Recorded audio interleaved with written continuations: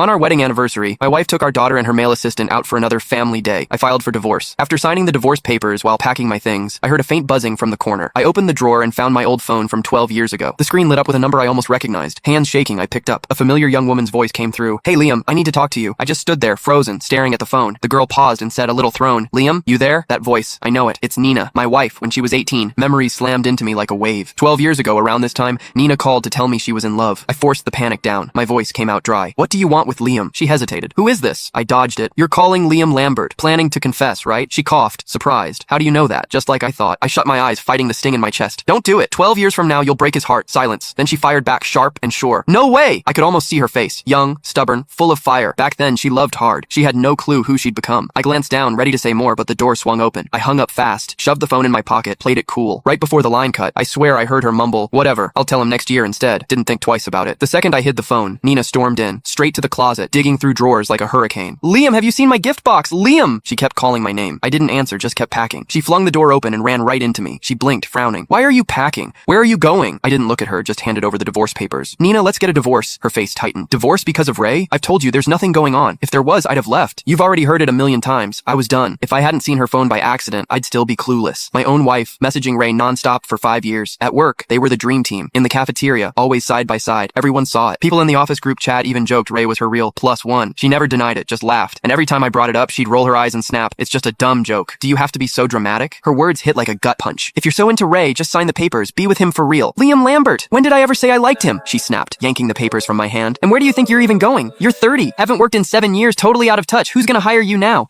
How are you gonna survive?" Cold, brutal. 7 years ago, Nina and I were both prepping for interviews at one of the top companies in Avondale. The day before, I got into a car crash while out grabbing fruit for her. Shattered my leg. 3 months in bed. She went solo. Nailed it. When the offer came, she hugged me tight, whispering, "Liam, you got hurt because of me. My job's just starting and Sasha's still little. Stay home with her. I'll take care of us." Thinking about it made my chest twist. I wanted to snap back, say something, anything, but the words just died in my throat. Nina ripped the divorce papers to shreds. That's when her anger finally cooled. "I'm gonna pretend you didn't say any of this. Don't bring it up again." She turned to leave, then stopped at the door. "Oh, where's the gift box?" I kept my eyes down. "Bottom shelf of the closet." "Got it." She grabbed the sleek box, then hesitated at the doorway. "Wait for me at home. I'll be back soon to celebrate our anniversary." A bitter smile pulled at my lips. So she had remembered our anniversary. I'd seen that box yesterday. Inside was a custom suit from a high-end brand. I'd wanted one for years, but never pulled the trigger. At first, I thought it was for me. My heart actually jumped. Then I took it out. Wrong size. Found the card tucked inside. For Ray. Yes, I'd been fooling myself the whole time. That moment, more than anything, made me sure I wanted the divorce. Maybe it was that weird call earlier, but I pulled out my phone and scrolled through the old call log. Nina's confession from way back then. I saw it. The date had changed. It wasn't 12 years ago anymore. It was 11. And I remembered what she'd said right before I hung up. "Whatever. I'll tell him next year instead." My stomach dropped. Could 18-year-old Nina actually mess with the future?